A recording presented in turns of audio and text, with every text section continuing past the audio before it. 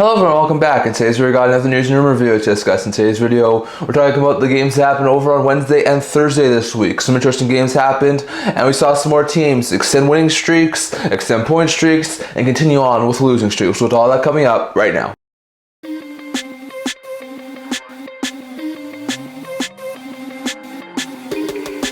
Hello everyone, welcome back to another video here at the Internet Hockey Channel. Before we get started, don't forget to like this video and subscribe down below. Thank you for all your support. We're now 2,000 of you guys. So if you haven't already, don't forget to subscribe button down below. And leave a comment down in the comment section below if this can all discuss today's video. So once again, sorry for posting this so late. These games have already happened a couple days ago, but in today's video, we're looking at the games that happened over on Wednesday and Thursday. So with all those here, we're going to start today's video off by looking at the games that happened on Wednesday. There were 4 of them. First up, we saw Pittsburgh Penguins take on the Buffalo Sabres. Really good back and forth action. We saw Sabres have, I think, a 2-0 lead. I think the Penguins were up 3-2, then the Sabres would come back and get up 4-3, then the Penguins would get up 5-4. This game will go to overtime at 5-5. We're in overtime. Sidney Crosby would score the overtime winner to get the Pittsburgh Penguins a 6-5 OT victory. Really good win there for the Penguins as they improved to 3-2-0, dropping the Sabres to 1-3-1, so that's up there for Buffalo. For the Pittsburgh Penguins, Malkin had 4.8, a goal and 3 assists, including goal number 500 in his career. Very good stuff there for Malkin. Crosby had 3.0 with a goal and 2 assists, including point number 1600 on his career, so Crosby and Malkin both having milestone nights. Rust and O'Connor both had a goal and an assist,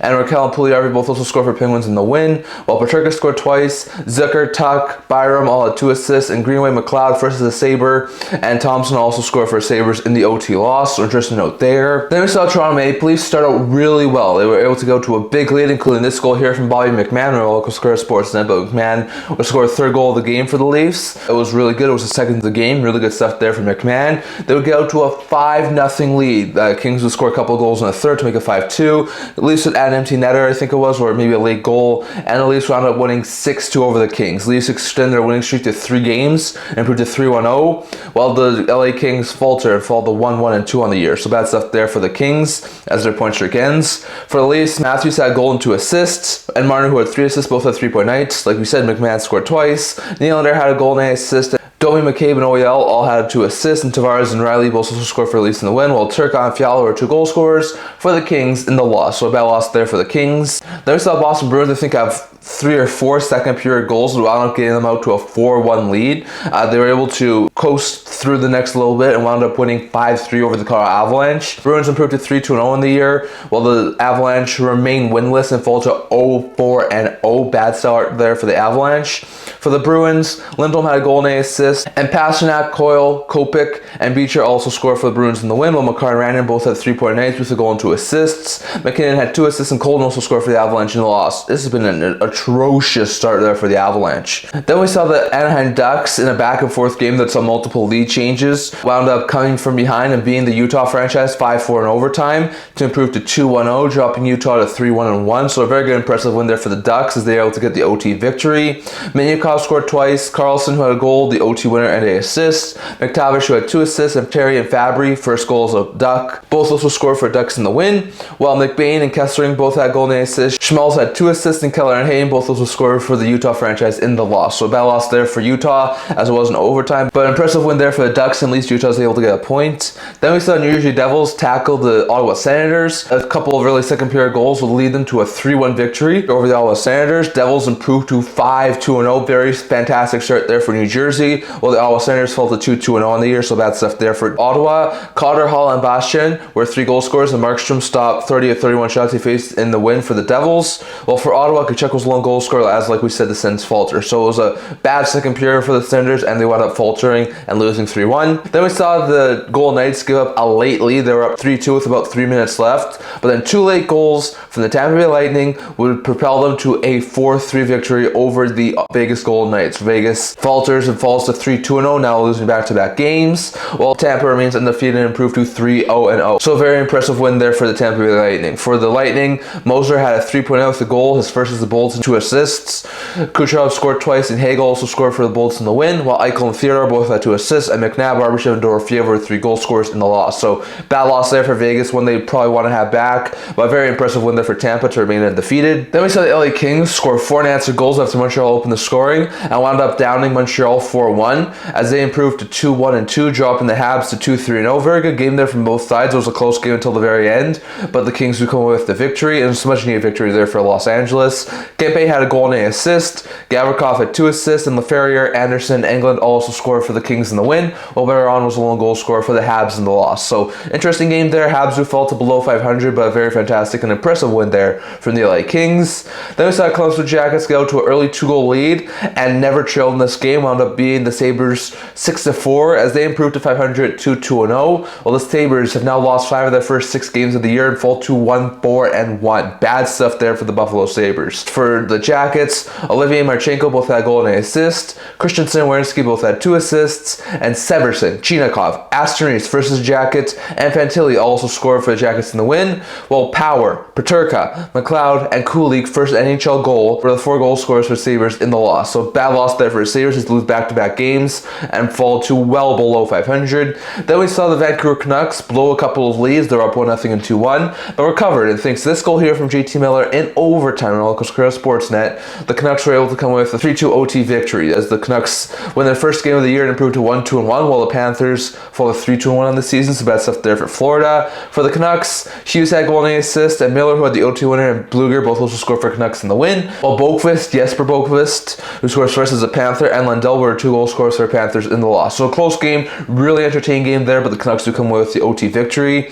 Then we saw the Washington Capitals break a tie late in the second period, and that's the way it's going to stay throughout the third period as the Capitals narrowly edged by the Dallas Stars 3-2, improving to 2-1-0, while they end the Stars with season opening winning streak and fall to 4-1-0. So interesting game there from the Stars. For the Capitals, Wilson, Strome, and Radish, who scores first career goal as a Capital and the game winner, were 3 goal scorers for Capitals in the win, while Robertson and Blacko scores first goal as a Star, were 2 goal scorers for the Stars in the loss. So a bad loss there for Dallas as they do falter and fall at the hands of the Washington Capitals. Then we saw New York Rangers show up quickly in the first and absolutely destroyed their Detroit Red Wings 5-2 as they beat the Red Wings for a second time in 3 days and improved to 3-0-1, dropping the Red Wings to 1-3-0. So bad stuff there for the Red Wings, while the Rangers continue their point streak to start the year. Panarin, who had a hat-trick and an assist, and Trocheck, who had a goal and 3 assists, both at 4-point nights. Fox had 3 assists, and Mancini, first career NHL goal, also scored for the Rangers in the win, while Confer had a goal and an assist, and Sider also scored for Red Wings in the loss. So a bad loss there for Detroit, but the Rangers continue to have their dominant start to the season. Then we saw St. Louis Blues and New York Islanders have a goalie battle. This game was scoreless throughout the first, second, and third period. But then in overtime, thanks to this goal here from Jake Neighbors and Welcome Sportsnet, the Blues were able to narrowly get by the Islanders as they win 1-0 in overtime to improve to 3-2-0, dropping the Islanders to 1-1-2 on the year. So that's up there for NYI. For the Blues, Neighbors, who had the OT winner, was the lone goal scorer, and Hofer stopped all 34 shots he faced in the shutout and the victory for the St. Louis Blues. While for the Islanders, Sorokin stopped 29 of 30 shots in the loss. Very fantastic performance there from Sorokin, but it does come in a losing effort, so interesting note there. Then we saw the Edmonton Oilers break a 2-2 tie and beat the Nashville Predators 4-2 to improve to 2-3-0, while the Preds dropped to 0-4-0. Bad stuff there for Nashville as they remain winless in their first 4 games. I'll get to that stat in a second there, discussing teams who start out winless in their first 4 games of the season. But for the Oilers, they seem to always have Nashville's number. Last year, I think they started like 1-5-0 or 1-6-0. It was really bad start there for Edmonton last year too.